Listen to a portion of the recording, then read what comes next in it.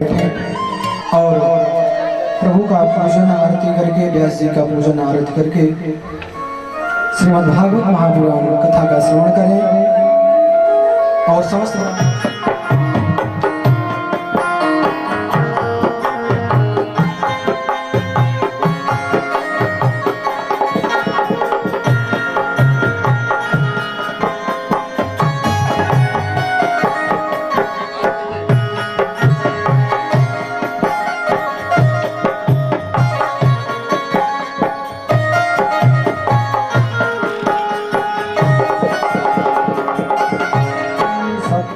व्रतं सत्यपरं त्रिसत्यं सत्यस्य योनिं निहितं च सत्ये सत्यस्य सत्यमृत सत्यनेत्रं सत्यात्मकं त्वां शरणं प्रपन्नाः।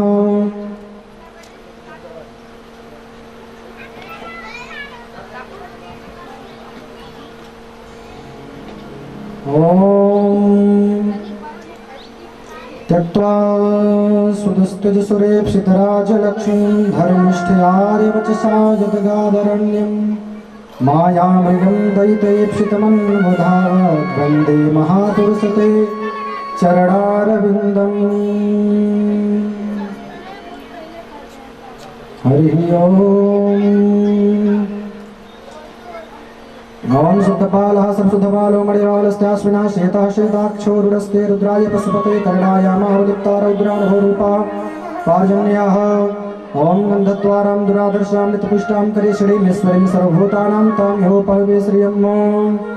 हरिः ओम मोखधेहि प्रतिमोदतमं पुष्पवती प्रसूवरी अस्वा इव सजित्वरीरिपिरुधः पारिश्रवः।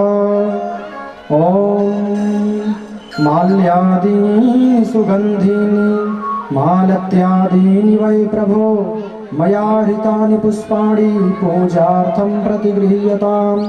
ओम धूरसि धूर्वधूर्वन्तं धूर्वतं ज्योत्स्नान् धूर्वतितं धूर्वयं वयं धूर्वामः देवानां सुवनितमध्वंसतमं प्रपितमं जुष्टतमं देवभूतमम्।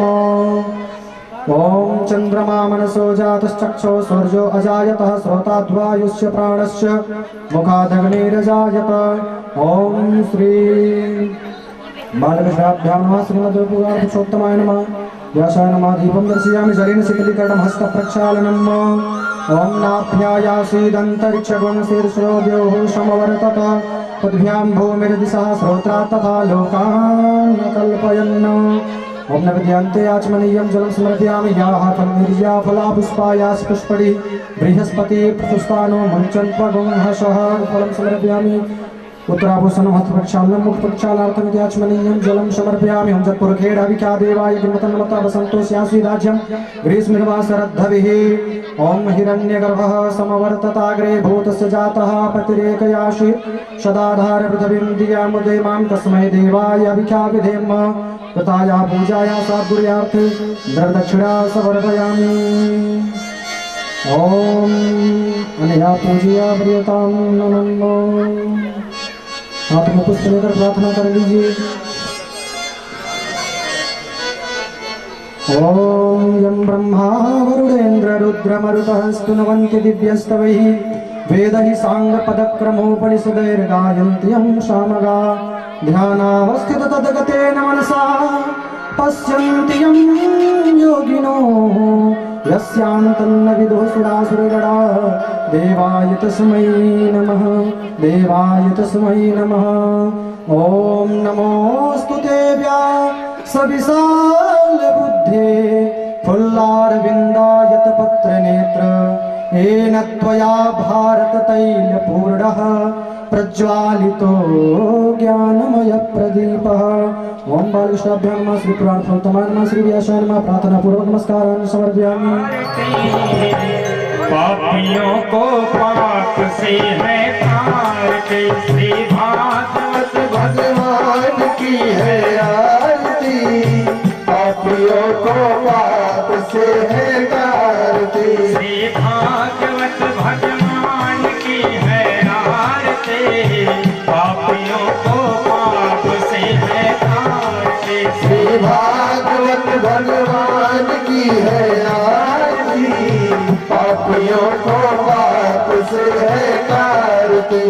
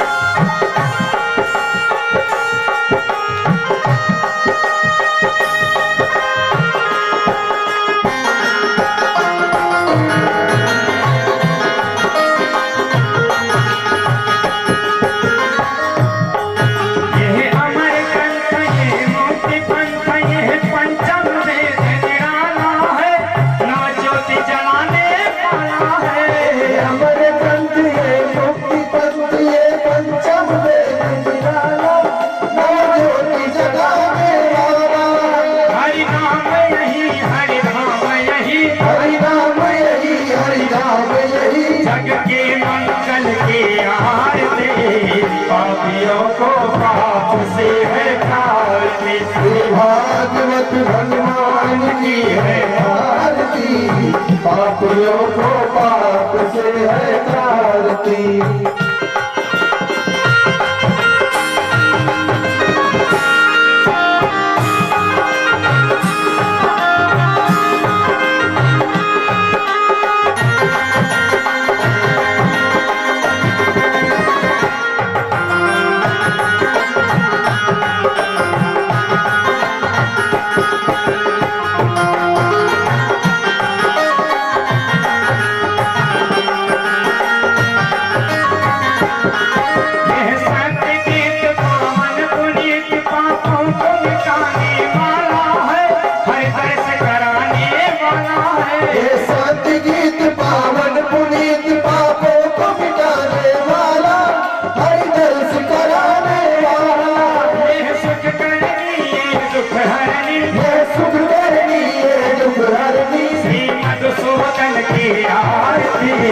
पापियों को पाप से है तारती, श्री भागवत भगवान की है आरती, पापियों को पाप से है तारती।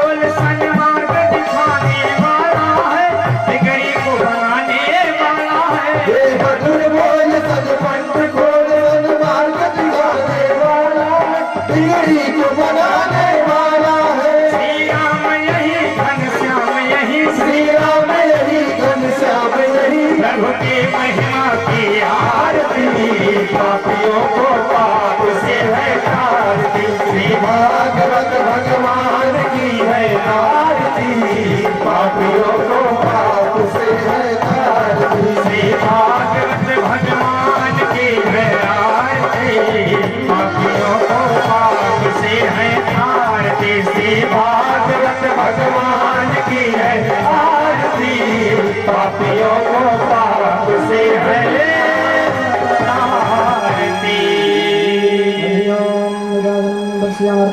जलेन शीतलीकरणं हस्तप्रक्षालनं यानि कानि च पापानि हनुमान्तर्कृतानि च तानि सर्वाणि नश्यन्तु प्रदक्षिणा पदे पदे।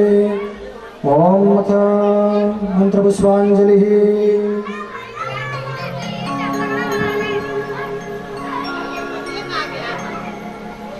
हरिः ॐ जग्नेन जन्मयजन्त देवास्तानि धर्माणि प्रथमान्यासन्नाते हनाकं महिमानः स्वचन्त यत्र पूर्वे साध्याः सन्ति देवाः। ॐ नाना सुगन्धिपुष्पाणि यथा कालोद्भवानि च पुष्पाञ्जलिर्मया दत्तो गृहाण परमेश्वर। ॐ अनया पूज्या मन्त्रपुष्पाञ्जलिं समर्पयामि। पुराणपुरुषोत्तमानां बालकृष्णाभ्यां नमः। ॐ बोले श्रीमद्भागवत महापुराण की जय, श्री व्यास जी महाराज की जय, श्री बालकृष्ण भगवान की जय, श्री स्वामी परमहंस महाराज की जय, श्री सुखदेव भगवान की जय, पवन सुत हनुमान की जय, सियावर रामचंद्र की जय, समस्त देवी देवताओं की जय, जय जय चारों भैया की जय, श्रीमद स्वामी परमहंस जी महाराज की जय हो। जय जय श्री राधे परम शिव व्यंचुनतम शरण्यम भृत्यार्तिहं प्रणतपाल भवाब्धिभूतम् वंदे महापुरुष ते चरणारविंदम।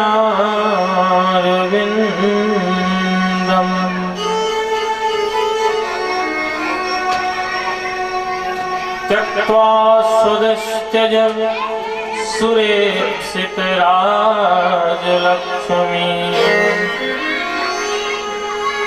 धर्मिष्ठ आर्यवचसा यदगाधरण्यम् मायामृगं दयितये सितमन्योधावदु वन्दे महापुरुषते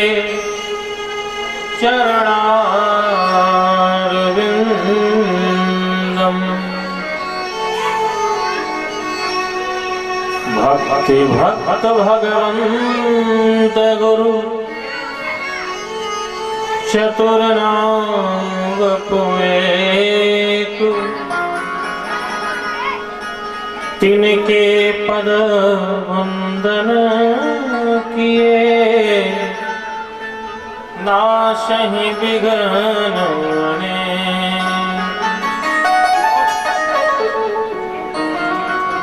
जिनकी सेवा भाव से मुग्ध हुए श्री राम ऐसे न बजरंग को बारंबार प्रणाम। जय जय श्री राधा रमण जय जय नवल किशोर जय गोपी चित चोर प्रभु जय जय माखन चोर।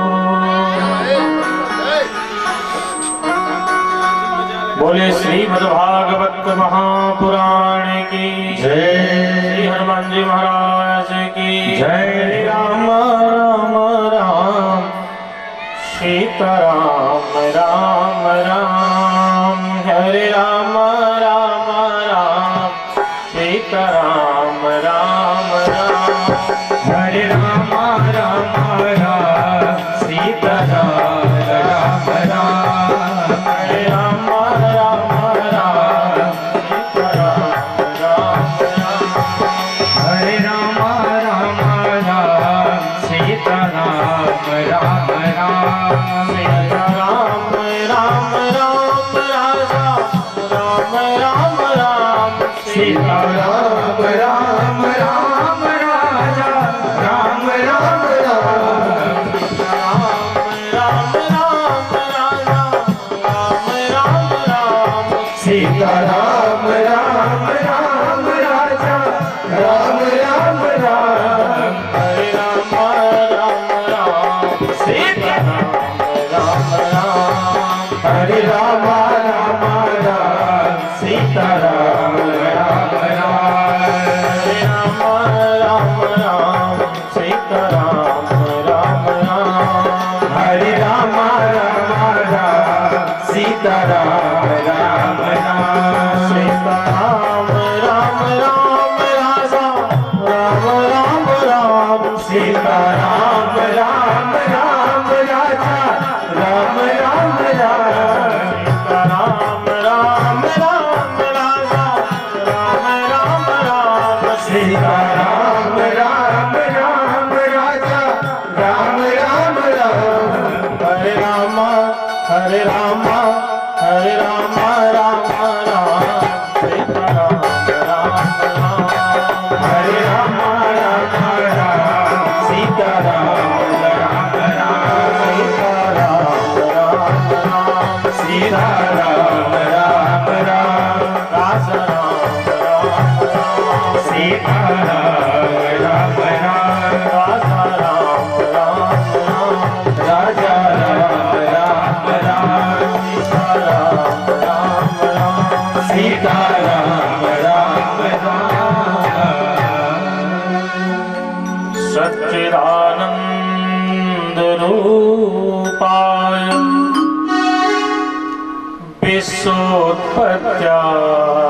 विश्वोत्पत्त्यादिहेतवे तापत्रय विनाशाय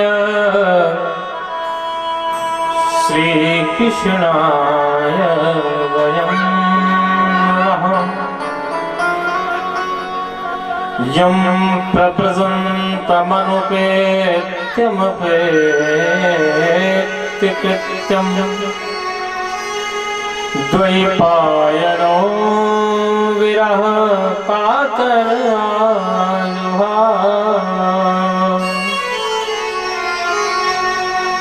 पुत्रेति तन्मयतया तरवाविनेदु तं सर्वभूतहृदयं मुनिमानतोऽस्मि।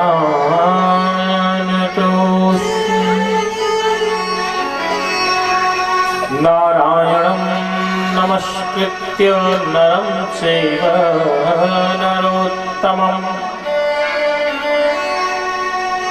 देवीं सरस्वतीं व्यासं ततो जयमुदीरये। बोलिए श्रीमद्भागवत महापुराण की जय। श्री हनुमान जी महाराज की जय। उमापति महादेव की जय। श्री सद्गुरुदेव भगवान की जय। जय जय श्री राधे श्याम।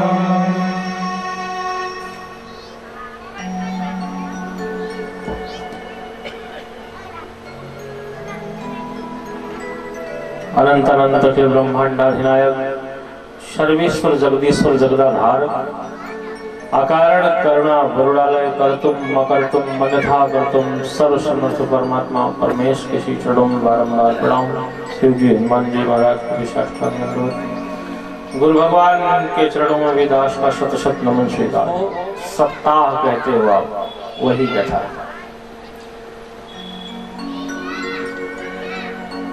आज से 7 दिन गिन लीजिएगा, 7 दिन तक कथा होगी।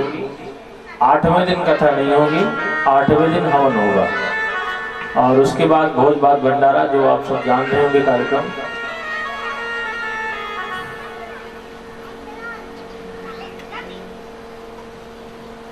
कबीरदास का नाम आपने सुना होगा, संत हैं, जुल्हा का काम करते थे, कपड़ा बिनने का। तो कबीर बाबा ने कहा था कि कोटि जन्म के पुण्य जब उदित हुए एक संग, छोटे मन की मलिनता तब भावे सत्संग। तो करोड़ों जन्मों के पुण्यों का जब उदय होता है तब भगवान की कथा सुनने को मिलती है। इसको बहुत हल्के में न लीजिएगा।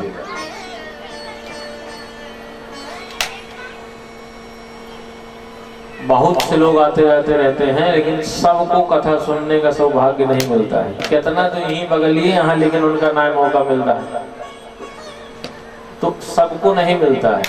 ये अवसर किसी किसी को मिलता है। इसलिए जितना हो सके अब इसे लेकर 7 दिन तक अधिक से अधिक इस कथा का लाभ लीजिएगा, खूब सुनने का प्रयास कीजिएगा। जो अच्छा लगे वो बात आप धारण कीजिएगा अपने मन में। तो सभी का इस कथा महापुराण के पंडाल में खूब स्वागत वंदन अभिनंदन है। और जिस भागवत महापुराण की कथा को सुनने के लिए हम आप एकत्रित हुए हैं, इसका पूरा नाम है श्रीमद् भागवत महापुराण। इसके अतिरिक्त व्यास जी महाराज 18 पुराण लिखा है। भागवत को लेकर के 18 पुराण व्यास भगवान लिखे हैं। 17 और पुराण हैं, इसको छोड़ के, भागवत को छोड़ के 17 और पुराण हैं। परंतु और पुराण में महाशब्द नहीं लगाया है। भागवत के आगे लिखा है कि श्रीमद् भागवत महापुराण। तो महाशब्द ये किसी विशेष के सामने लगाया जाता है। इसे धनवान तो बहुत हैं दुनिया में, परंतु कोई बहुत धनवान होता है तो कहते हैं भाई ये महाधनवान आदमी, महाधनी है। दरिद्र भी बहुत हैं पर महादरिद्री कोई ऐसे पुराण भी बहुत हैं, पर महापुराण एक ही है, उसी का नाम है भागवत महापुराण। तो देवता बहुत हैं लेकिन महादेव एक ही है। ऐसे पुराण बहुत हैं पर महापुराण एक ही है। तो महाशब्द विशेष के आगे लगता है, पहली बात।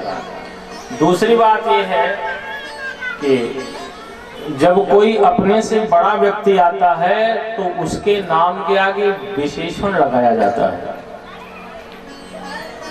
पिताजी का नाम लेना होगा तो हम ये कहेंगे कि श्री अमुक अमुक, जो भी नाम। कोई राजा महाराजा आएगा, कोई नेता मंत्री आएगा तो तमाम संबोधन उसके आगे जोड़ते हैं, कर्मठ, जुझारू, संघर्षशील, युवा, हृदय सम्राट, फलाना ढिम्बा, जोड़ जाड़ के तब बताते हैं।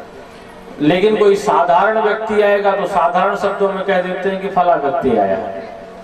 तो कोई विशेष व्यक्ति जब होता है तो उसके आगे विशेषण लगाया जाता है।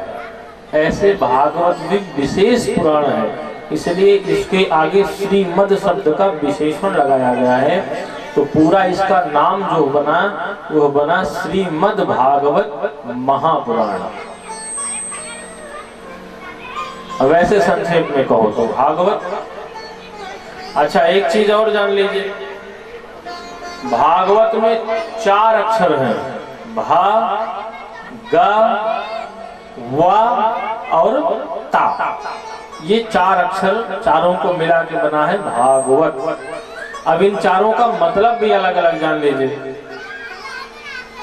भा माने भक्ति, भा से भक्ति, ग से ज्ञान, व से वैराग्य और ता से तरंतार यानी कि उद्धार।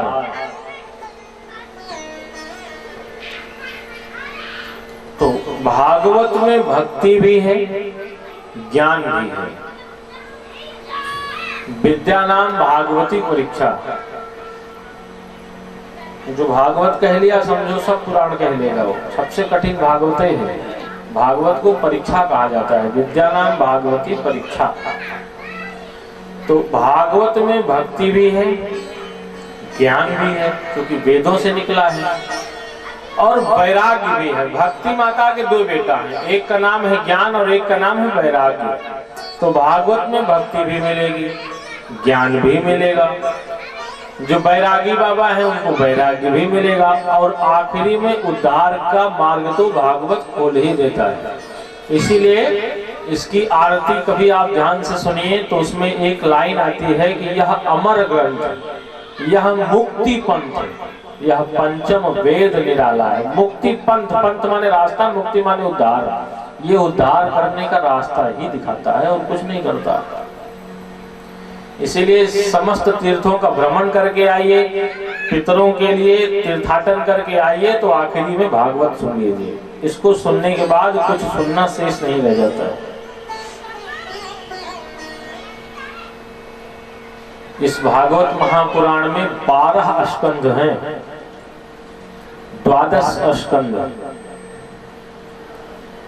335 अध्याय है और 18,000 श्लोक है। 12 स्कंद, 335 अध्याय और 18,000 श्लोक, सबको मिला करके तब गा करके भागवत की संहिता तैयार हुई है। व्यास जी महाराज के द्वारा रचित है, गणेश जी महाराज के द्वारा लिपिबद्ध किया गया है।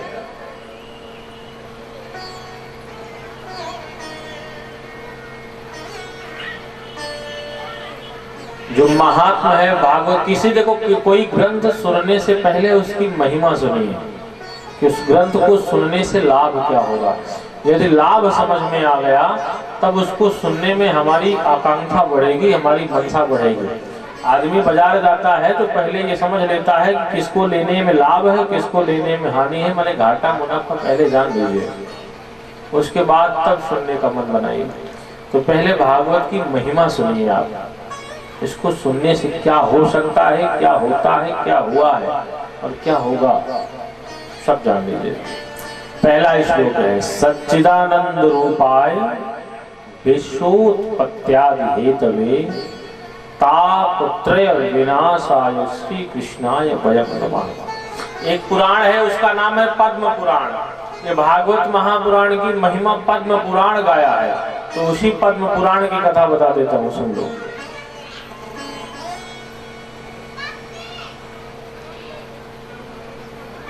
सबसे पहले 18,000 श्लोक लिखने वाले व्यास जी महाराज ने भगवान की महिमा गाई। अब इतना बड़ा विद्वान अगर भगवान की महिमा गाए तो क्या कहे भगवान को।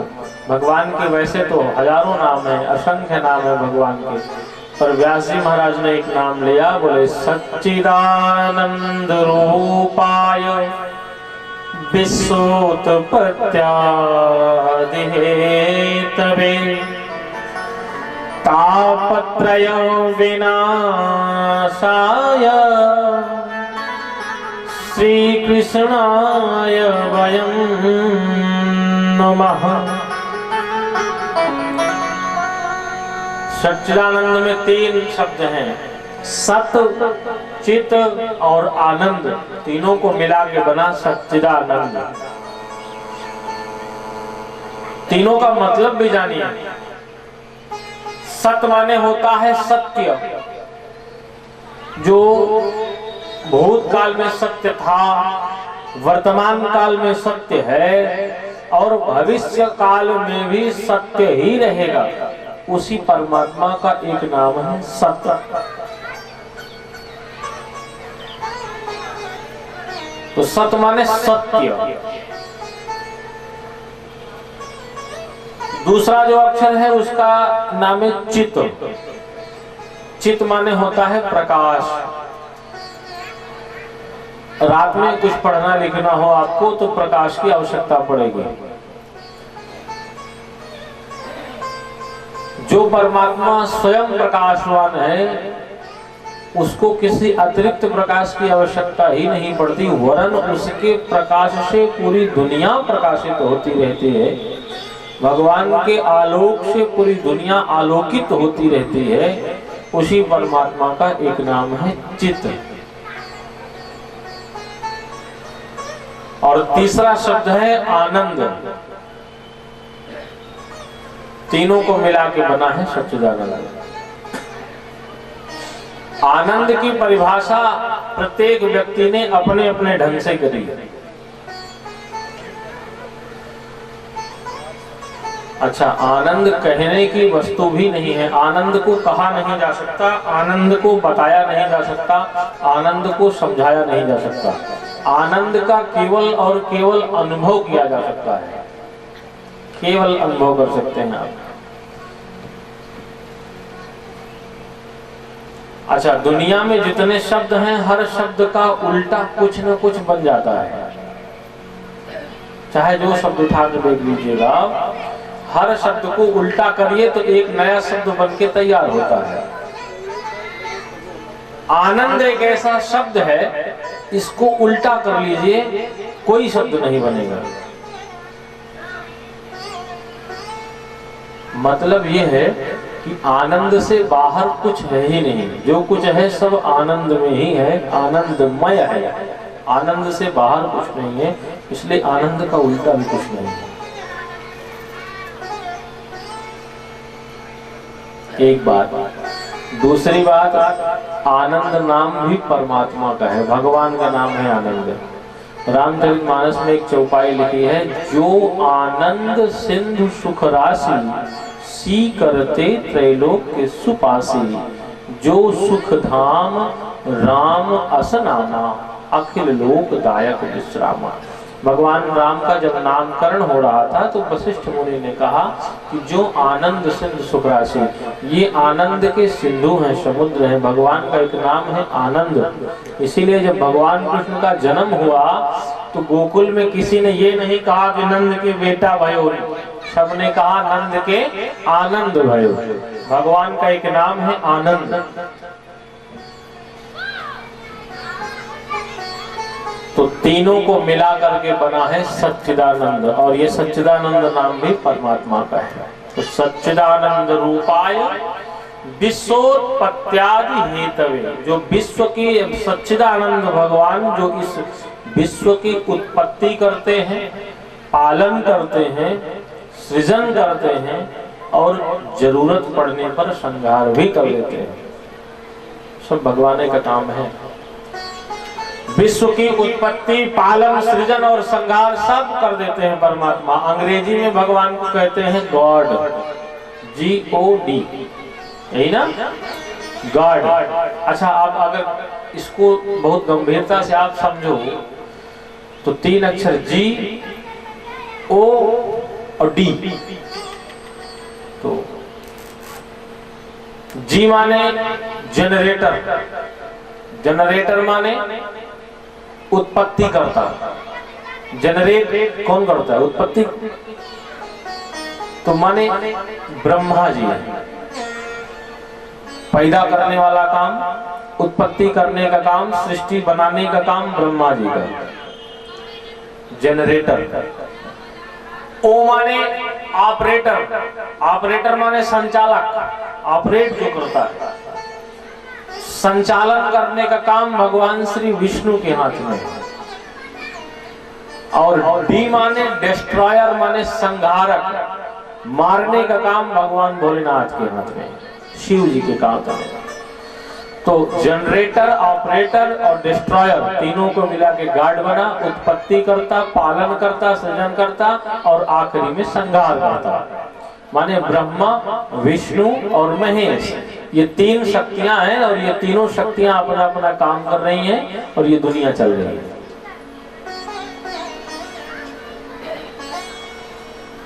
संसरत इति संसारः, इसका नाम है संसार और ये हमेशा सरक रहा है, ये रुक नहीं सकता। एक जाता है, उसकी जगह खाली होती है, फिर उसकी जगह भरने के लिए कोई दूसरा आ जाता है। छेड़े मुड़िए मर्तलोकम विशंति, इसीलिए इसका दूसरा नाम है मृत्यु लोक। जिस दिन हम पैदा हुए उसी दिन से घटना शुरू हो जाते हैं। हैप्पी बर्थडे टू यू रोज आप कहिए, रोज मनाइए, लेकिन वो दरअसल हैप्पी बर्थडे हो नहीं रहा है, वो 1 साल आपका और कम होगा। अच्छा, कभी सोचिएगा आप जिस दिन केक काटते हो जन्मदिन का, उस दिन आप सोचना कि आज का दिन हैप्पी बर्थडे मनाने का है कि आज का दिन रोने का है हमारा। क्योंकि आपकी जितने साल के आप हुए उतना साल आपकी जिंदगी से घट गया बाबू, कम हो गया, हुआ ना। तो उस दिन ये बैठ के सोचो कि भैया 30 साल के हो गए, क्या किया और क्या बाकी रह गया है। लेकिन अब ये अपनी अपनी सोच की बात है। जिसको हैप्पी बर्थडे मनाना है हैप्पी बर्थडे मनाओ, और जिसको सोचना है सोचो। इस संसार की गतिविधियों पर, इस संसार की गतिविधियों पर नहीं अधिकार किसी का है, और जिसको हम परमात्मा कहते ये सब खेल उसी का है। इस संसार की गतिविधियों पर, इस संसार की गतिविधियों पर नहीं अधिकार किसी का है, और जिसको हम परमात्मा कहते ये सब खेल उसी का है।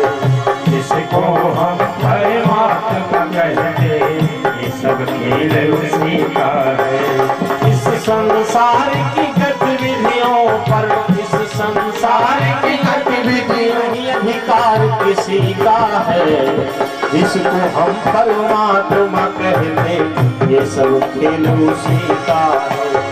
जिसको हम परमात्मा कहते ये सब खेल उसी का है। अब ध्यान से समझो आप। मिट्टी काली पीले हरे वन, अलग अलग जगह जाओ, कहीं काली मिट्टी, कहीं पीली मिट्टी, कहीं बलुई, कहीं चिकनी, कहीं दोमट। तो मिट्टी काली, पीले हरे वन और आसमान का रंग नीला, सूर्य सुनहरा, चंद्रमा शीतल, सब कुछ उसकी लीला। एक बिजली जलाओ चाहे 10 बिजली जलाओ महाराज, बिल जमा करना ही पड़ेगा। पर एक सूर्य है वो रोज प्रकाश दे रहा है, कोई बिल नहीं लेता आपसे।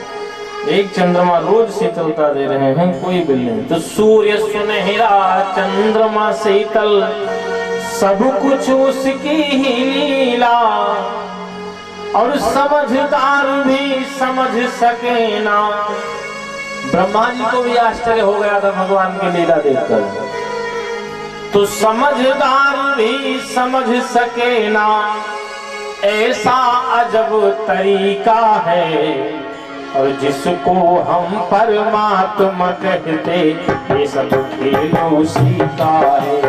जिसको हम परमात्मा कहते, ये सब खेल उसी का है। इस संसार की गतिविधियों पर, इस संसार की गतिविधियों पर नहीं अधिकार किसी का है। जिसको हम परमात्मा कहते, ये सब खेल उसी का है। जिसको हम परमात्मा कहते, ये सब खेल उसी का है। जिसको हम परमात्मा कहते, ये सब खेल उसी का है। जिसको हम परमात्मा कहते, ये सब खेल उसी का है। ये सब खेल उसी का है, ये सब खेल उसी का है। सब क्षण भर को भी नहीं छोड़ता, सदा हमारे साथ में है। और काया की श्वासा डोरी का तार उसी के हाथ में है। सब ईश्वर करते, इसलिए विश्व की उत्पत्ति, पालन, सृजन और संहार, तीनों काम भगवान का।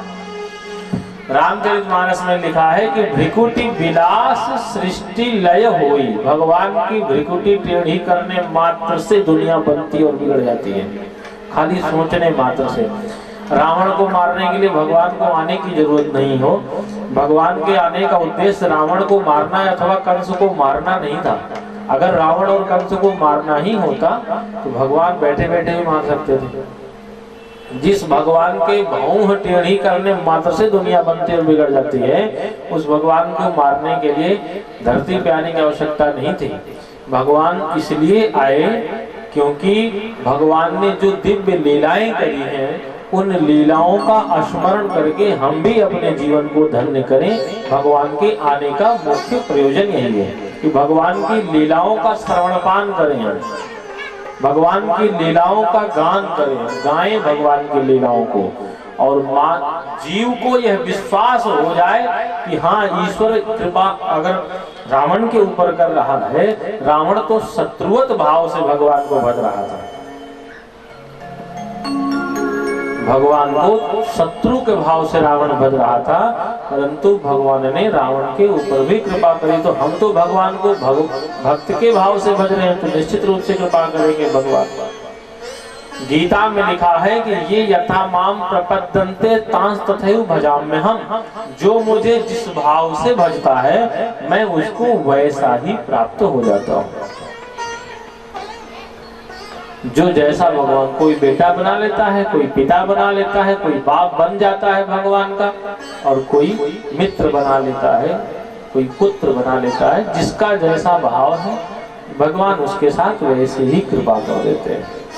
कितना को तो आखिरी समय तक ये विश्वास नहीं होता कि भगवान आहा कि ना आया। मरते समय तक उस बेचारे को ये यकीन ही नहीं हो पाता। उससे कहो कि भैया अब आखिरी समय है, राम राम किया करो, क्या पता राम हाँ कि ना है। उसको मरते समय तक बेचारे को ये विश्वास ही नहीं हो पाता कि भगवान है कि नहीं है। एक बात जानो बाबू, दुनिया में ज्यादा टाल मटोला में ना पड़ो, बहुत झंझट में ना पड़ो। सिर्फ इतना मान के चलो कि भगवान है और वो मेरे, खाली इतना मान लो अपने दिल में बस कि भगवान है और वो मेरे हैं। मेरे ही क्या, पूरे के पूरे भगवान हम सभी के। और हम क्या हैं? तो बोले हम भगवान के प्यारे प्यारे बेटा बेटी हैं। भगवान हमारे माँ भी हैं और भगवान हमारे पिता भी हैं।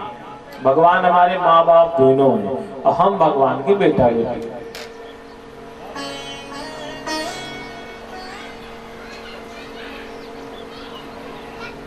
ईश्वर अंश है और हम अंशी हैं उसी ईश्वर की संतान। रामचरितमानस में लिखा भी है, ईश्वर अंश जीव अविनाशी। ईश्वर अंश जीव अविनाशी। ईश्वर अंश जीव अविनाशी ईश्वर अंश जीव अविनाशी चेतन अमल सहज सुख राशि चेतन अमल सहज सुख राशि सहज सुख राशि 500 वाट और बढ़वा जाएगा, कम है 500 वाट और बढ़वा लो, चाटी बढ़वा लो। तो ईश्वर अंश जीव अविनाशी बाबू कहने का मतलब कि भगवान अंश हैं और हम भगवान के अंशी हैं, भगवान हमारे माता बेटी हैं। तो भगवान इतने परम पवित्र हैं कि उनका नाम लेने मात्र से जीव पवित्र हो जाता है। पूजा पाठ में आप बैठिए तो सबसे पहले महाराज यही कहते हैं कि जल पियो, तो जल पीते हो आप तो पंडित जी कहते हैं केशवाय नमः, माधवाय नमः, नारायणाय नमः। ये 3 नाम भगवान का लेने मात्र से जीव पवित्र हो जाता है। आचार्य आपके ऊपर जल छिड़कता है तो यही मंत्र कहता है कि अपवित्रः पवित्रो वा सर्वावस्थां गतोऽपि वा यह स्मरेत् पुंडरीकाक्षं सबाह्यभ्यन्तरः शुचिः। भगवान का एक नाम है पुंडरीकाक्ष। तो पुंडरीकाक्ष भगवान का स्मरण कर लेने मात्र से जीव बाहर से और भीतर से दोनों तरफ से शुद्ध हो जाता है। बाह्य अभ्यंतरः शुचिः, बाहर भीतर दोनों तरफ से शुद्ध हो जाता है। एक बात महाराज, अब भैया कहा कि महाराज अगर हम भगवान के बेटा बेटी हैं तो फिर भगवान का नाम लेने मात्र से जीव पवित्र हो जाता है, भगवान के नाम से आचमन कर लेने मात्र से जीव पवित्र। अच्छा, आचमन करने का भी सिद्धांत है अलग अलग। ब्राह्मण, क्षत्रिय, वैश्य और शूद्र, यह 4 वर्ण बनाए गए हैं और इन चारों वर्णों के लिए आचमन करने की अलग अलग विधियां हैं। आखिरी समय तक व्यक्ति को कितना 2 चीजें आदमी मानने को तैयार नहीं होता है। एक तो आचमन करने की विधि और दूसरा चरणामृत लेने की विधि। आज से लेके 7 दिन तक आप भी यही देखते रहिएगा, जब आदमी चरणामृत लेगा, चरणामृत पिए फिर ऐसे लगभग लोग करेंगे। चरणामृत हाथ में पीने के बाद दहीवा मुड़वम लगाए का हुए और वहां चीनी मिली बा, मधु मिली बा, तमाम चीज चींटी अलग से लागे खोपड़ी में, फायदा का हो। और हाथ जूठा, हाथ से पिए हो, खोपड़ियों जूठ और नहावे हाइजे में संझा की का पक्का पता है तो वह जूठ खोपड़ी ले पहुंच जा। तो बाबू फायदा क्या होगा उससे? कहीं महाराज माथे चढ़ाते हैं तो पहले में चढ़ाए या झूठ करे बाद चढ़ावे का मतलब है। 2 विधियां मानने को तैयार नहीं आचमन, एक आचमन करने की, एक चरणामृत पीने के बाद खोपड़ी पड़ी। हाथ वाला अगर भाई बालों में पोंछ रहे हो तो बात दूसरी है, लेकिन इसको चढ़ाने की ये विधि समझ में नहीं आती। अच्छा, लाख समझाओ मानने को तैयार नहीं आदमी। चरणामृत पियो तो हाथ धुलो, खोपड़ी में ना लपेटो उसको, ठीक है। और पहली चीज, और दूसरी चीज आचमनी करने की जो विधि है, ब्राह्मण को तो पी लेना चाहिए और इतना ज्यादा मात्रा में पीना चाहिए कि उसके हृदय तक पहुंच जाए जल। और क्षत्रिय को भी पी लेना चाहिए और क्षत्रिय को इतना मात्रा में पीना चाहिए कि उसके कंठ तक पहुंच जाए। और वैश्य को भी पी लेना चाहिए, वैश्य को भी इतनी मात्रा में जल हाथ में लेके पी लेना चाहिए कि उसके भी गले तक पूरा पहुंच जाए। और शूद्र को इतनी मात्रा में पीना चाहिए कि उसके भी मुख तक जल पहुंच जाए। अभी सेठ बाबू अभी कर रहे थे आचमनी, तो हम देखे मुंह तक पहुंचता ना रहा, पहले गिराए देते। आचमन का मतलब उसका वो जल जो है वो तृप्ति के लिए होता ही है। अब जल अंदर गया ही नहीं तो तृप्ति हुई कैसे? इसलिए उस जल को पिया करिए।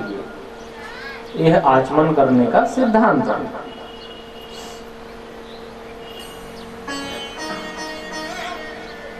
तो चर्चा में आपसे ये कर रहा था माई बाप कि अगर हम भगवान के ही बेटा बेटी हैं तो भगवान का नाम लेने मात्र से जीव शुद्ध हो जाता है, परम पवित्र हो जाता है, और हमारा जीवन इतना नारकी, इतना पातकी, इतना अशुद्ध, इतना गंदा हुआ कैसे?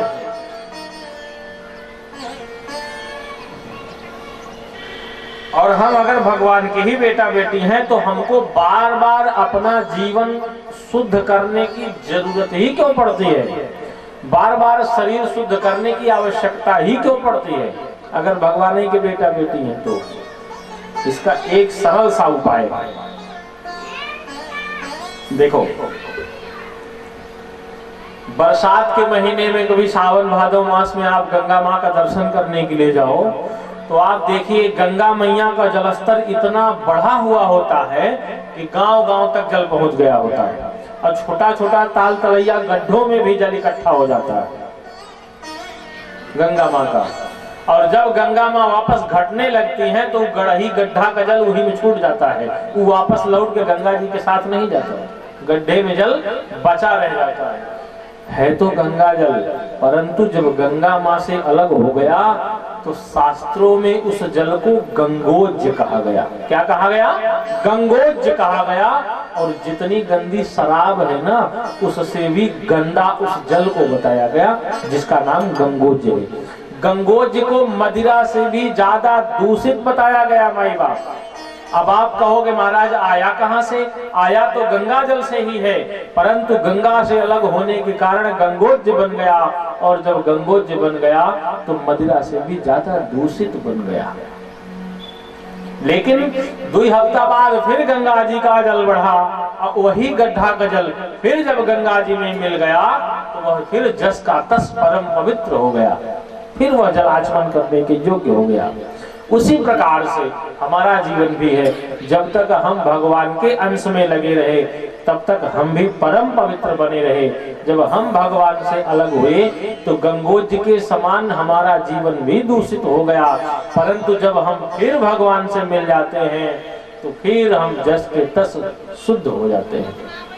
कभी आप अनुभव करिएगा, देवालय जाइए दर्शन करिए सुख मिलेगा, मंदिर जाइए दर्शन करिए सुख मिलेगा, तीर्थाटन करिए सुख मिलेगा, दान करिए सुख मिलेगा। क्यों? क्योंकि जब देवालय जाते हैं तो जो देव प्रतिमा है उसको देखने के बाद सुख इसलिए मिलता है क्योंकि हम भी उसी के अंश हैं। तो जब अंश अंशी को देखता है तो मिलने के लिए व्याकुल होता है, इसलिए देवालय जाने पे सुख मिलता है। जब हम भगवान से अलग हुए तो हमारा जीवन भी घोर नरकी हो गया।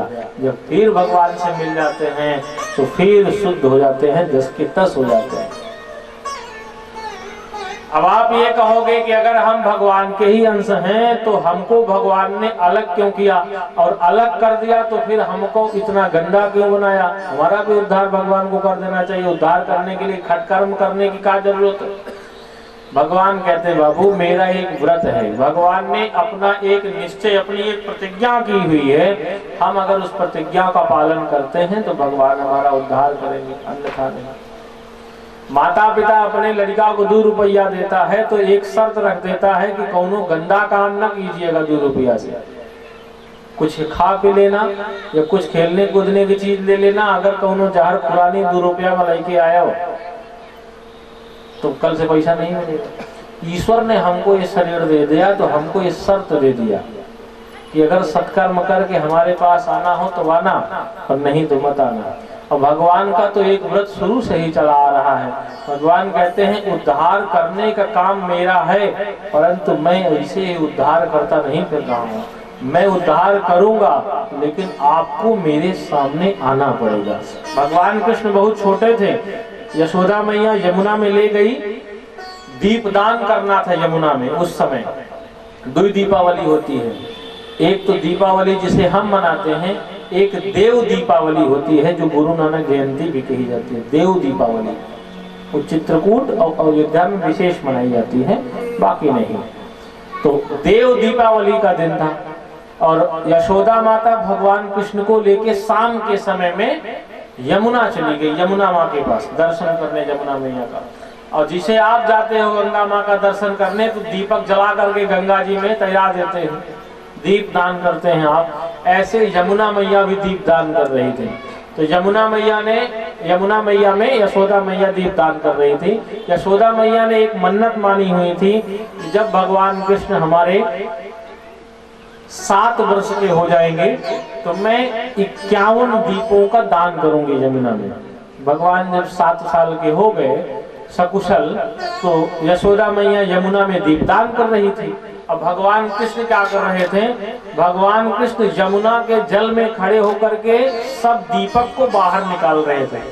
जितना दीपक यशोदा मैया दान करती थी, तैराती थी, वह दीपक पकड़ के भगवान कृष्ण बाहर कर देते थे। तो यशोदा मैया ने कहा, कन्हैया मैं दीपदान कर रही हूँ, तो दीपक को बाहर निकाल रहा है, क्यों? तो भगवान कृष्ण कहा, मैया हमारा तो काम है बहते हुए को किनारे लगाना, बहते हुए को किनारे लगाना, यही तो मेरा काम है। तो यशोदा माँ ने कहा, दुनिया में बहुत लोग बह रहे हैं, बहुत चीजें बह रही हैं, किनारे क्यों नहीं लगाता तू? छोटा सा है, बातें बड़ी बड़ी। तो कन्हैया ने कहा, माँ बहते हुए को किनारे लगाना काम तो मेरा यही है, परंतु मेरे काम के साथ मेरी एक शर्त भी है। क्या? उस शर्त ये है कि बहते हुए जो मेरे किनारे पर आ जाएगा, मेरे सामने आ जाएगा, मैं उसको ही हाथ लगाऊंगा। रामचरितमानस उठा करके खोल करके पढ़ना, एक चौपाई लिखी है कि सन्मुख होय जीव मोहि जबहि, सन्मुख होय जीव मोहि जबहि, सन्मुख होय सन्मुख होय जीव मोहि जबहि, सन्मुख होय, सन्मुख होय जीव मोहि जबहि, जन्म कोटि अघ आसहि तबहि, जन्म कोटि अघ आसहि तबहि, जन्म कोटि अघ आसहि तबहि। तो सन्मुख होय जीव मोहि जबहि, जब मेरे सन्मुख होगा जीव तब उसका उद्धार करूंगा। ये भगवान का व्रत है। तो 2 बातें साफ हो गई, एक तो सच्चिदानंद और दूसरा विश्वोत्पत्त्यादि हितवे। भगवान ही दुनिया बनाते हैं, भगवान ही दुनिया चलाते हैं और भगवान ही दुनिया मिटाते हैं। विश्व की उत्पत्ति, पालन, सृजन और संहार सब भगवान के हाथ में। तो व्यास भगवान कह रहे हैं कि जो सच्चिदानंद स्वरूप है, जो इस पूरे संसार को बनाता है, चलाता है और मिटाता भी है, ऐसे 3 प्रकार के तापों का नाश करने वाले भगवान को मैं प्रणाम करता हूं। तो 3 प्रकार के ताप कौन कौन से हैं ये भी जान लीजिए। ये पूरा का पूरा श्लोक पढ़िए। सच्चिदानंद रूपाय विश्वोत्पत्त्यादि हेतवे और तापत्रय विनाशाय श्री कृष्णाय वयं नमः। तो तापत्रय विनाशाय, जो 3 प्रकार के तापों का नाश करने वाले हैं।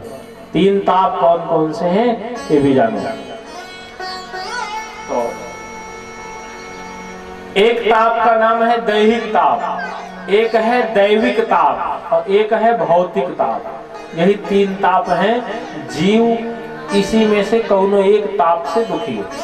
दैहिक, दैविक और भौतिक, यही 3 ताप हैं। अब जान लीजिए, तीनों की परिभाषा जानो। दैहिक ताप माने शारीरिक कष्ट, बीमारी कौनो गंभीर आपको हो गई, ये है दैहिक ताप।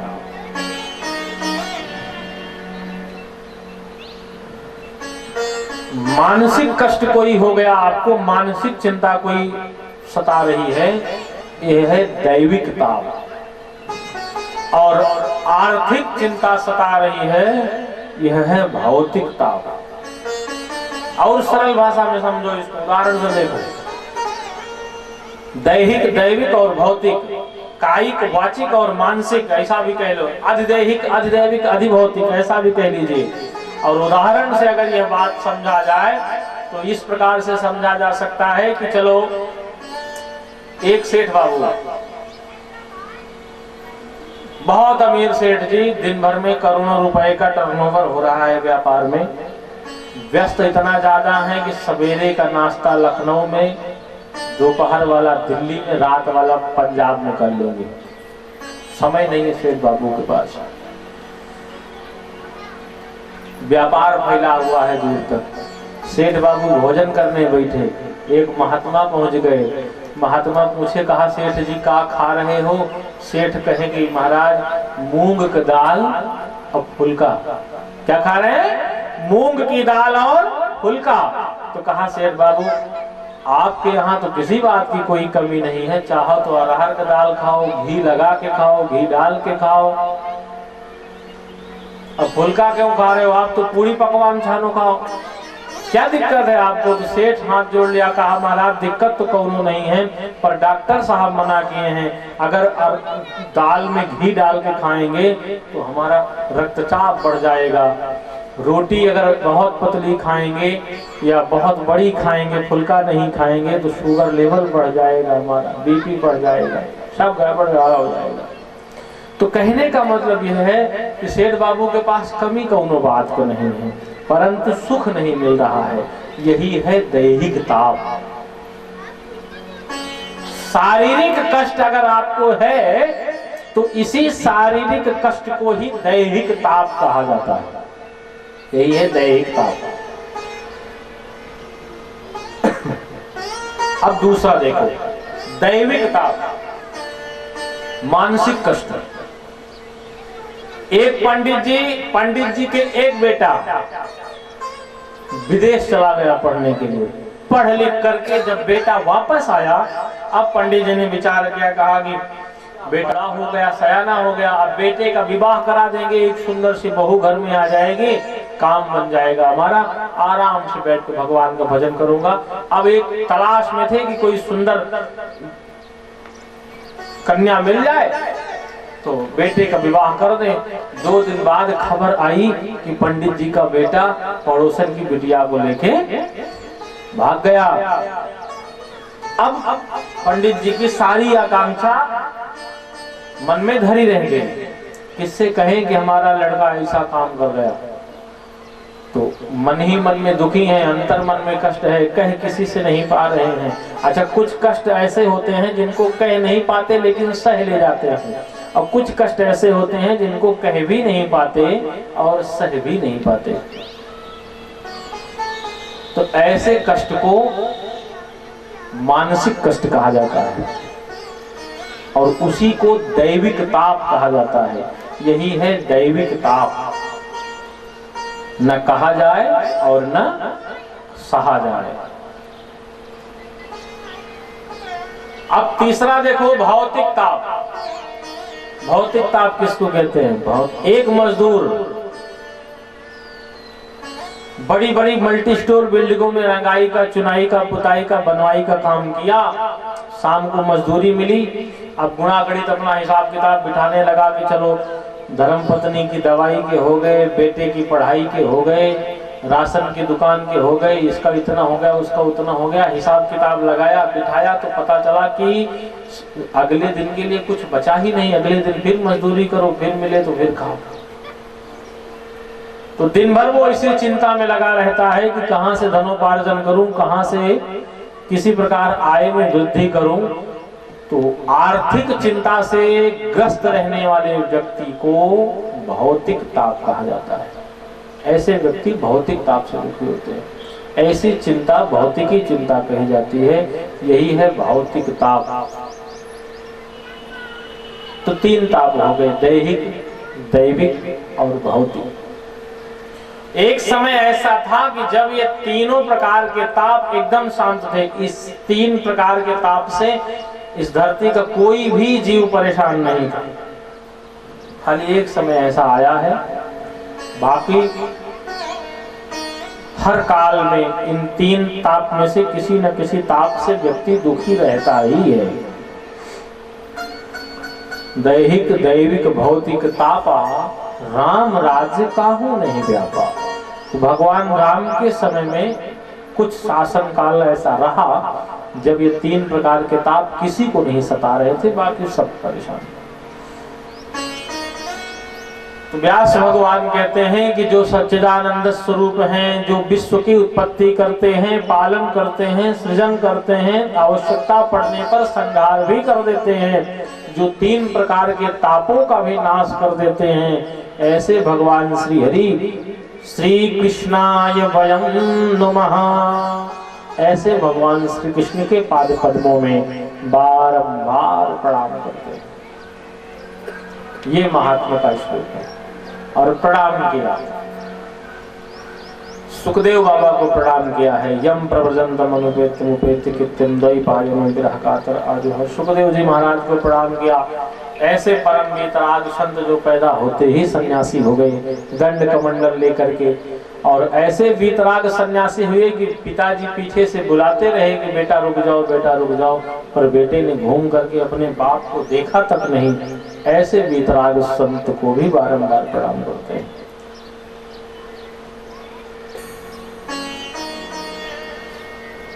अब देखो ये कथा तीन तरीके से है। सूत जी महाराज और सौनकादि ऋषियों के मध्य में यह कथा हुई है। सनकादिक गण और नारद बाबा के मध्य में यह कथा हुई है, और श्री सुखदेव जी महाराज और राजा परीक्षित के मध्य में यह कथा हुई है। सीतापुर जिला लखनऊ से 90 किलोमीटर गिन के चले जाओ, सीतापुर है। सीतापुर में ही सीतापुर जिला मुख्यालय से 11 किलोमीटर और चले जाइए दक्षिण तरफ, एक स्थान है, उसका नाम है नैमिषारण्य, जिसको नैमिष कहते हैं। नैमिष में ही सबसे पहले यह कथा हुई है, और यही कथा नहीं, इस धरती का हर कथा पहले नैमिष में हुई है। सत्यनारायण भगवान की कथा आप सुनिए, वो भी नैमिष में हुई है सबसे पहले। एकदा नैमिषारण्ये ऋषयः सौनकादयः प्रपक्ष मुनयः सर्वे सुतं पौराणिकं खलु वृतेन तत्था किं वा प्राप्यते वांछितं फलम, वो भी नैमिष में हुई। और भागवत महापुराण यह कथा भी नैमिष में हुई। नैमिषे निमिष क्षेत्रे ऋषयः सौनकादयः, यह भी नैमिष में हुई है। 88,000 महात्मा नैमिष में इकट्ठा होकर के सूत जी महाराज से प्रश्न पूछते थे, और जो कथा सुनते थे वही सब कथाएं अलग अलग प्रकाशित हो गई। तो सौनकादि ऋषियों ने सूत जी महाराज से कहा कि गुरुदेव, आप ही ऐसे हैं कि जो हमारे अज्ञान को नष्ट कर सकते हैं, क्योंकि आपका ज्ञान करोड़ों सूर्यों के समान है। अज्ञान ध्वांत विध्वंस कोटि सूर्य समप्रभा, इसलिए कृपा करके आप हमारे अज्ञान को दूर करिए। कौन सा अज्ञान? तो बोले महाराज, ई घोले करौ प्रायो जीवाश्चर्यम गते, इस घोर कलिकाल में जीव प्रायः आसुरी स्वभाव का हो गया है। हमारा जो स्वभाव है वह तामसी होता जा रहा है। तो चाहते क्या हो? बोले भक्ति ज्ञान विराग तो विवेको वर्धते महान। कुछ ऐसा बताइए जिससे हृदय में भक्ति बढ़े, ज्ञान बढ़े, वैराग्य बढ़े। विवेको वर्धते महान। क्योंकि महाराज, अगर दुनिया में किसी को चिंतामणि मिल जाए तो चिंतामणि लोक सुखम सुरुद्र स्वर्ग संपदाम, चिंतामणि अगर किसी को मिल जाए तो चिंतामणि की यह विशेषता होती है कि चिंतामणि से आप कुछ भी मांगो वो तुरंत दे देगी। उसकी यह विशेषता है। चिंतामणि को सामने रख करके आप चिंतामणि से कुछ भी मांगिए, वह दे देगी आपको। और कल्प वृक्ष एक ऐसा वृक्ष है कि उसके नीचे खड़े होकर के सपना बोलिए तो सपना सच हो जाए। परंतु चिंतामणि और कल्प वृक्ष दोनों ही मिल करके सारी संपत्तियां, सारी निधियां, सारे रस आपको दे सकते हैं। अगर नहीं दे सकते हैं तो बैकुंठ नहीं दे सकते। बैकुंठ नहीं मिल सकता चिंतामणि से भी। तो बैकुंठ कैसे मिलेगा? बोले गुरु प्रीतो प्रयच्छति, गुरु कृपा से और भगवत चर्चा से वैकुंठ की प्राप्ति हो सकती है। तो कहा महाराज फिर वही भगवत चर्चा हमको सुनाइए जिसको सुनने से वैकुंठ की प्राप्ति हो जाए। अब बताना शुरू किया। सूत जी महाराज ने कहा कि यही भगवान की कथा जब होनी शुरू हुई, सुखदेव जी महाराज ने राजा परीक्षित को सुनाना शुरू किया, तो सारे के सारे देवता अमृत का कलश लेके आए थे और परीक्षित के सामने रख दिया। सुखदेव बाबा से कहा कि महाराज परीक्षित को मरने का डर है, इसलिए परीक्षित को अमृत पिला दो, परीक्षित अमर हो जाएंगे, मरने की चिंता खत्म। और यह जो कथामृत आप यहाँ दे रहे हो, यह कथामृत हमको चल करके स्वर्ग में सुनाइए। तो सुखदेव बाबा ने डांट के भगा दिया देवताओं को। सुखदेव जी महाराज ने कहा कि तुम लोग कांच लेकर के मणि मांगने आए हो, को सुधा को कथा लोके को काचा को मणिर महान। सौदा बराबर वाली वस्तु का होता है, कांच और बहुमूल्य मणियों का व्यापार नहीं होगा।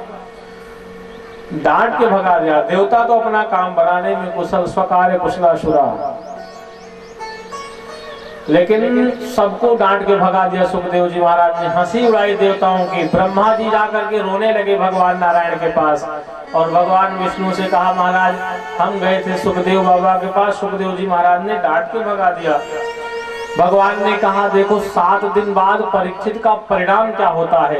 जब 7 दिन कथा पूरी हुई और 7 दिन बाद जब परीक्षित को मोक्ष प्राप्त होने लगा, तो राज्यो मोक्षम तदा वीक्ष पुरा धाता विस्मितः सत्यलोके त्वलां बद्ध्वा तौलयति साधनान्यजः। राजा का मोक्ष हुआ तो धाता अब विस्मिता, ब्रह्मा जी को आश्चर्य हो गया। ब्रह्मा जी ने कहा क्या सचमुच इसमें इतनी विशेषता है। एक तराजू मंगाया, तौलना शुरू किया। एक पलड़े पे भागवत ग्रंथ को रख दिया, दूसरे पलड़े पे अनेकानेक धर्म ग्रंथों को रखा, गीता, उपनिषद, छंद, शास्त्र, वेदों को रख दिया। परंतु जब उठाया तो लघु निन्यानि जातानि गौरमेन इदं महम, सब छोटे पड़ गए भागवत के सामने। यही महिमा है भागवत की। अब शुरू कहां से हुई है भागवत, ये भी समझो, यह तो महिमा रही है। एक बार क्या हुआ, विशाला एकदा ही विशालायाम चत्वारो ऋषयो मला सत्संगार्थम समायातौ ददृशुस्तस्त्र नारद। विशालापुरी माने बद्रीनाथ धाम। भगवान बद्रीनाथ को बद्री विशाल कहा जाता है ना, तो उसी धाम का नाम है विशालापुरी धाम या बद्रिकाश्रम। विशालापुरी में भगवान के 4 बेटा मानसिक पुत्र हैं। नाम है सनक, सनंदन, सनातन और सनत कुमार। ये हैं तो हजार वर्ष के, परंतु देखने में 5 साल के लगते हैं, छोटे छोटे। और ये अनवरत जब से धरती बनी है तब से लेकर के आज और अभी तक ये वही विचरण कर रहे हैं। सनक, सनंदन, सनातन और सनत कुमार। इनका एक ही काम है कि ये भगवत चर्चा करते घूम। 4 भाई हैं आपस में, सब आपस में विचरण करते रहते हैं, घूमते रहते हैं, चर्चा करते रहते हैं। तो ये चारों भाई भ्रमण कर रहे थे, घूम रहे थे। इसी बीच में नारद बाबा को देख लिया। तो नारद जी महाराज को देखा चारों सनकादिकों ने, तो नारद जी महाराज का चेहरा सूख गया था, मुरझाया हुआ था, मुख कमल उतरा हुआ था। सनकादिकों ने पूछ लिया कथम ब्रह्मण दीन मुखा कुतश्चिंता तुरो भवान। तुरंत पूछ लिया, कहा महाराज कथम भो ब्रह्मण कथम दीन मुखा। अरे ब्रह्मा पुत्र नारद, आपका चेहरा इतना मुरझाया हुआ क्यों है, मुख कमल इतना दीनहीन क्यों है? और आपका चेहरा देख करके तो ऐसा लग रहा है कि गत वित्तो यथा जना, जैसे कौनो कंजूस का धन चला जाए तो उसके चेहरे की जो गति होती है वही गति आपकी हो रही। गत वित्तो यथा जना। नोचितम बद कारणम, बताओ नारद बाबा क्या कष्ट है आपको? अब नारद बाबा ने बताया। नारद बाबा ने कहा, महाराज मैं तो पृथ्वी लोक घूमने के लिए आया था। अहम तो पृथ्वी आता ज्ञात्वा सर्वोत्तमामिति, धरती को सबसे उत्तम लोक समझ करके मैं घूमने आया था, क्योंकि यहाँ हर प्रकार की सुविधाएं मौजूद हैं पृथ्वी लोक में, और यहाँ स्वतंत्रता बहुत है। देवलोक में महाराज इतनी स्वतंत्रता नहीं है, वहां बहुत अनुशासन में जीना पड़ेगा। समय से उठना है और समय से सोना है, दिन भर की दिनचर्या भी आपकी नियमित रहेगी कि आपको यज्ञ करना है, यजन करना है, ये दान करना है, ये करना है, वो करना। यहाँ कोई चिंता नहीं है, चाहे 12 बजे सो के उठो, चाहे 2 बजे, चाहे 1 बजे, चाहे 5 बजे, चाहे सुबह ही न करा रात में पिक्चर ही देखा। यहाँ बड़ी स्वतंत्रता है महाराज। यहाँ तो इतनी स्वतंत्रता है कि जौने देश में रहो उसी देश को गाली दे दो तब वो पुलिस नहीं पकड़ती। यहाँ बड़ी स्वतंत्रता है।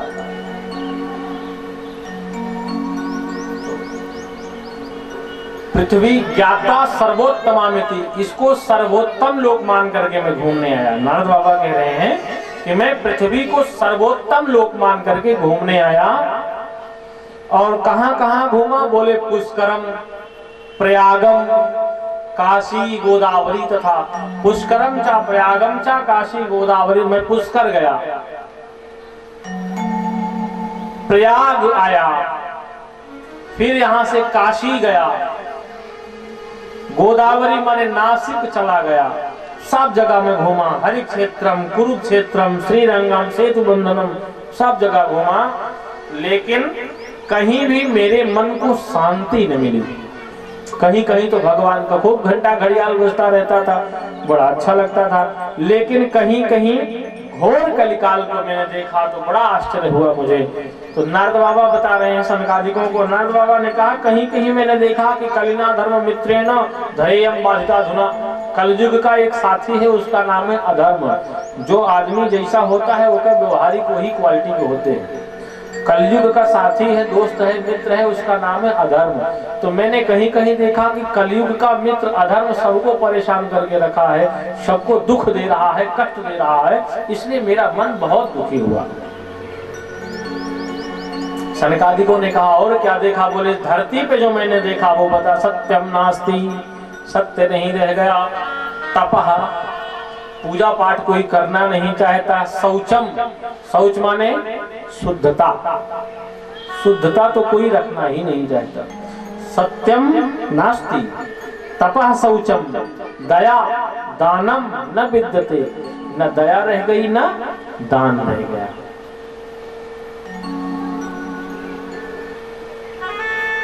और धर्म के 4 चरण हैं। सबसे प्रमुख सत्य है, आगे कथा में भी सुनेंगे आप, चारों चरण धर्म के। सत्य, दया, दान और सुचिता यानी कि पवित्रता, यही 4 चरण धर्म के, इन्हीं पे धर्म टिका हुआ है। तो न तो सत्य रह गया, न तप रह गया, पूजा पाठ भी हम करना नहीं चाहते। शौच माने पवित्रता।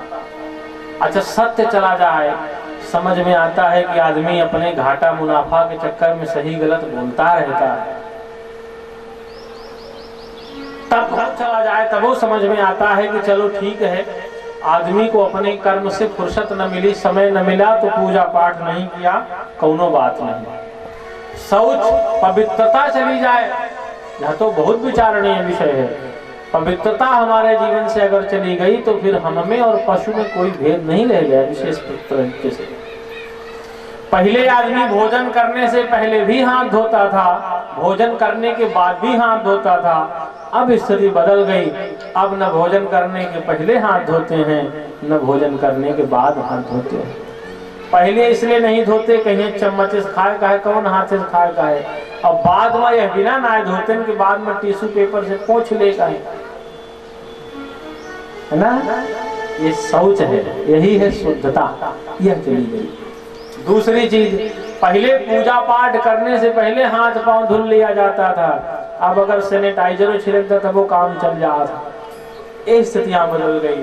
अरे पूजा पाठ का पहला चरण ही माई बाप शुद्धता है, यदि शुद्धता ही नहीं। अच्छा, बहुत आदमी की शिकायत होती है, जेकर नहाए के न मन कहे कहीं, अरे गुरुदेव मन जंगा तो कटौती में गंगा। अब उनसे ही पूछा कि अगर तोरे खजुली बह रहा है, खजुली बह रहा है और जबरदस्त तरीके से बह रहा है, और बाद पूजा करावे बैठा ही दिया, तो हाथ में अक्षत फूल लेके भगवान का ध्यान करोगे कि खुजलाओगे? तब कितना मन चंगा होगा आपका। अच्छा, खुजली वाली बीमारी बड़ी खतरनाक, इसको जहां खुजलाते रहिए आप, उसका पानी जहां जहां शरीर में लगेगा वहां वहां खुजली फैलती चली जाती है, छुआछूत से पहले से। बोला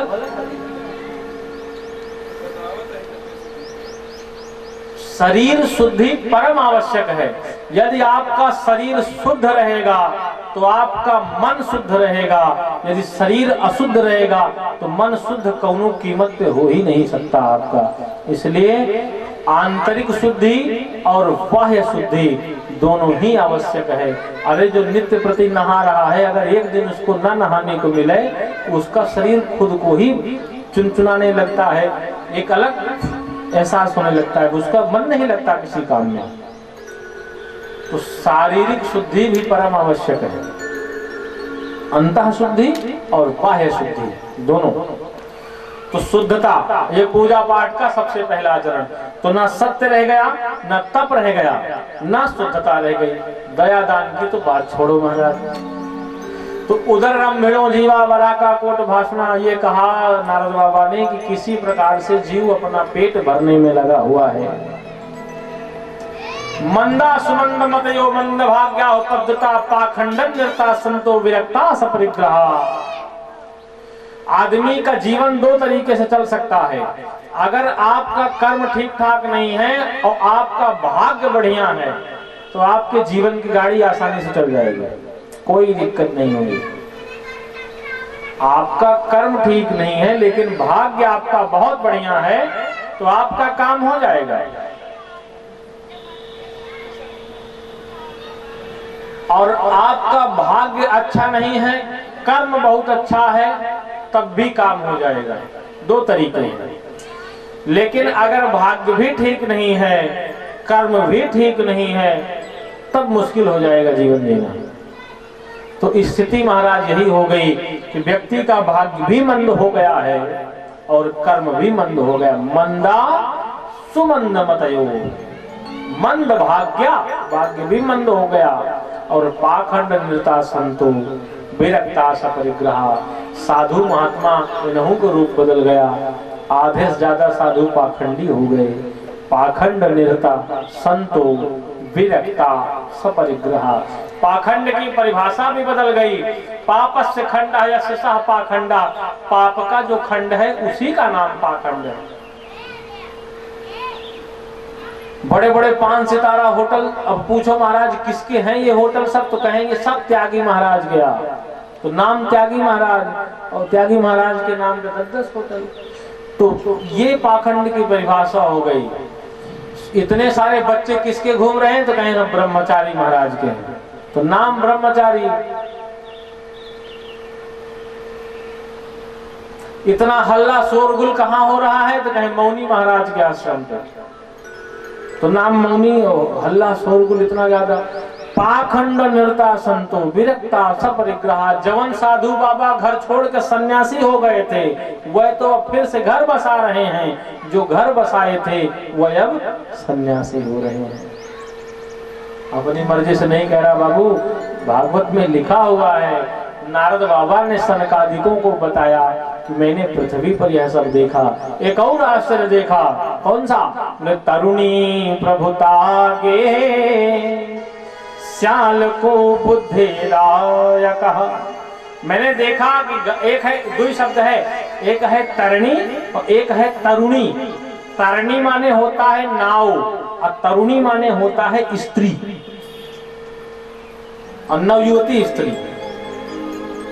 तरुणी माने नवयुवती स्त्री। तो मैंने क्या देखा, मैंने देखा कि घर में तरुणी प्रभुता, घर में बहू का राज चल रहा है महाराज। गेहे माने घर, घर में किसका शासन है? बहू का है। सास क्या कर रही? बोले सास का काम खत्म। तो जब अच्छा होता भी यही है, जब बहू जाती है महाराज चाबी का गुच्छा दे दो अम्मा, अब चाबी लेके न सोआ करो तो चाबी का गुच्छा ले लिया तो शासन उसका। अब अच्छा सास तो सास, तो सास पूजा कर रही, कोई भिखारी आया, अरे बहू उसको भिक्षा दे देना, तो सास माला जप रही है और दिमाग लगा कि बहू पता नहीं भिक्षा देगी कि ना देगी, हमारे हाथ में चाबी होती तो जमन चाहती दे देती, आज बहू से कहना पड़ता है। तो घर में बहू का अच्छा बहू का शासन काल हो, मैं विरोधी नहीं हूँ इस बात का, अच्छी बात है, होना चाहिए, लेकिन बहू लायक रहे तब, बहू लायक हो तब, अन्यथा नहीं। तो तरुणी प्रभुता गे हैं श्याल को बुद्धिदायक। अगर भैया को कौनो सलाह मशवरा करना हुआ तो सलाह करे बिना ससुरारी से बोलावा जाई हैं सार राम। तो भाई साहब कौनो सलाह कैसी करी है? सार से करी है। भैया भैया से सलाह न करी है, वो भैया सारे से सलाह करी है। अच्छा सार अगर अच्छी सलाह दे तो साले से सलाह करने में कोई बुराई नहीं है। अगर साला अच्छी सलाह दे तो उससे सलाह मशवरा करने में कोई बुराई नहीं है, लेकिन अगर अच्छी सलाह न दे तो उससे जितना हो सके उतनी दूरी बना लीजिए। महाभारत आपने देखा भी होगा, लॉकडाउन में तो खूब चला टीवी पे, पढ़ा भी होगा, कथा सुनी भी होगी। महाभारत में एक पात्र है, उसका नाम है शकुनी। अगर शकुनी न होते तो शायद महाभारत न होता, शायद महाभारत न होता। धृतराष्ट्र जी महाराज चाहते थे कि 5 गांव दे के मामला संध कर लिया जाए। शकुनी का कहीं जीजा पगलाना या कौ जिंदे या 5 भाई यहाँ काव कह पाई है तो हाय 100 लड़कियां तो हो रही। अब 100 बराबर 5 भिड़े तो जीते।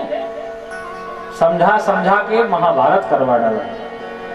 अच्छा और छोड़ो, ब्रज में एक कहावत है कि जिस दीवार में अलमारियां ज्यादा कटवा दो महाराज, दीवार कमजोर हो जाती है।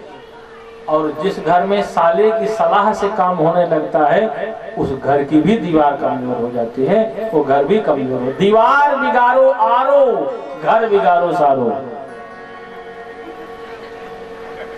इसलिए अगर साला अच्छा है तो उससे सलाह करिए, अगर अच्छा नहीं है तो उससे दूरी बनाइए। मैंने क्या देखा? बोले तरुणी प्रभुता गे है श्याल को बुद्धिदायक। और कन्या विक्रयते लोभो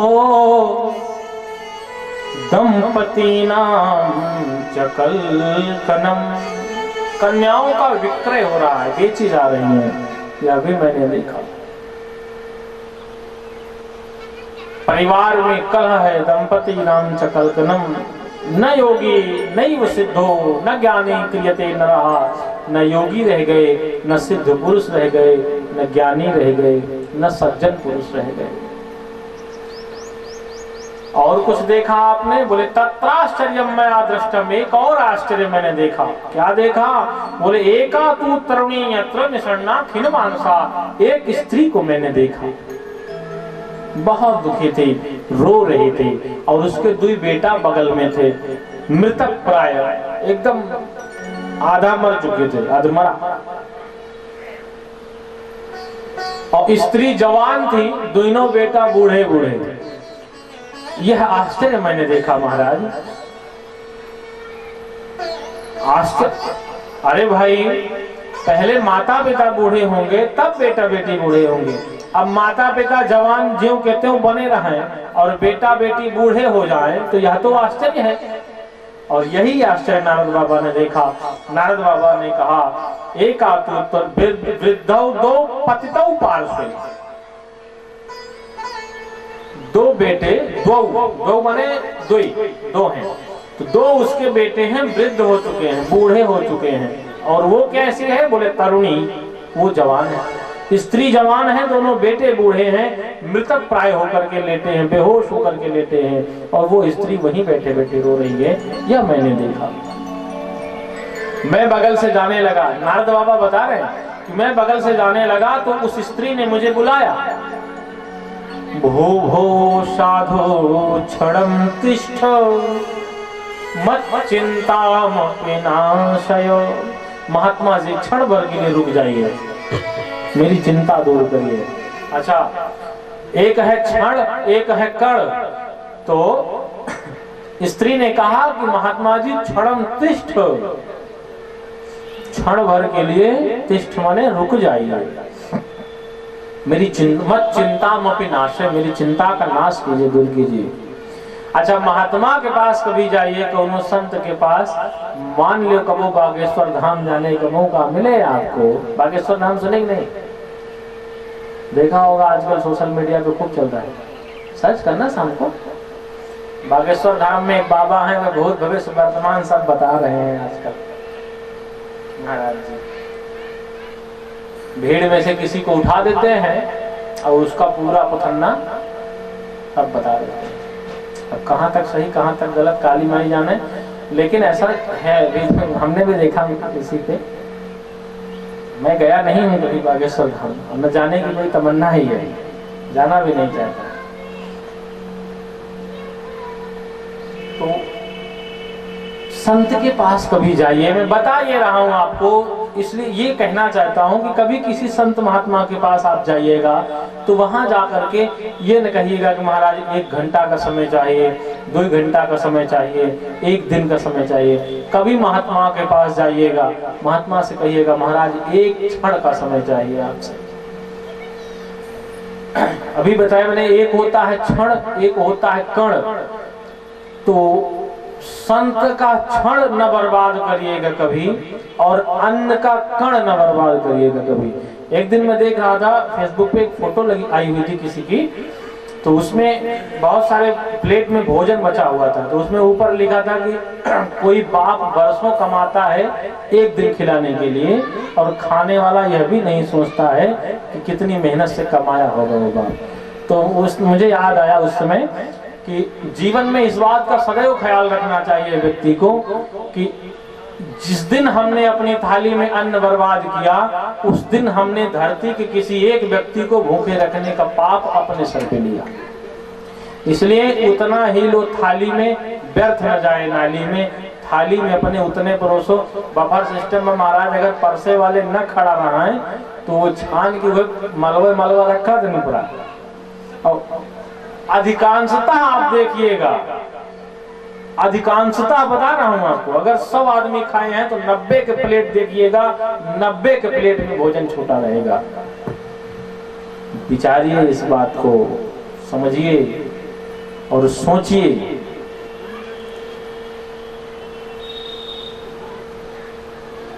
सोचिए इस बात को। उतना ही लो थाली में, व्यर्थ न जाए नाली में। संत का क्षण और अन्न का कण, यह दोनों बर्बाद होने से बचाइए। इसलिए महात्मा के पास जाइए तो घंटा 2 घंटा न मांगिए, 1 क्षण मांगिए, 1 पल मांगिए। कहे कि कल्याण होना होगा तो क्षण ही काफी है। एक राजा थे, उनका नाम था खटवांग। खटवांग राजा को 1 सेकेंड में मुक्ति मिली थी, 1 सेकेंड में। मुहूर्तवान मुत्सज्ज गतवान भयम हरिम। खटवांग राजा को 1 पल में मोक्ष मिल गया था। इसलिए उद्धार होने के लिए 1 पल ही काफी होता है, घंटा 2 घंटा की आवश्यकता नहीं होती है। तो नारद बाबा से उस स्त्री ने कहा कि क्षणम तिष्ठ, महात्मा जी क्षण भर के लिए रुक जाइए, मेरी चिंता का नाश कीजिए। आप महात्मा हैं, संत हैं, आपका दर्शन ही दुख को दूर कर देता है। नारद बाबा ने पूछा, कहा देवी जी का सितम का विमो नाया का पद्मलोचना, कौन हो तुम, कहां से आई हो और कहां जा रही थी? वद देवी सविस्तारम स्वस्य दुखस्य कारणम। बताओ देवी जी आपके दुख का क्या कारण है। अब उस स्त्री ने बताना शुरू किया। उस स्त्री ने कहा महाराज मेरा नाम है भक्ति, अहम भक्ति रति ख्याता, मेरा नाम है भक्ति। ये दोनों कौन है? बोले इमऊ में तनयऊ मतऊ, दो वचन है, दोनों मेरे बेटे हैं। एक का नाम है ज्ञान और एक का नाम है वैराग्य।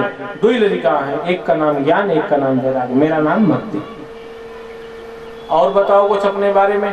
भक्ति माँ ने कहा अहम द्रविणे समुत्पन्ना, मैं द्रविण देश में, द्रविण देश माने दक्षिण भारत, आज का दक्षिण भारत, मैं द्रविण देश में पैदा हुई।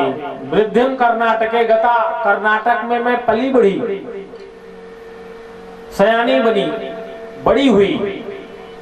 और क्वचित क्वचित महाराष्ट्र गुर्जरे जीर्णतांगता, कहीं कहीं महाराष्ट्र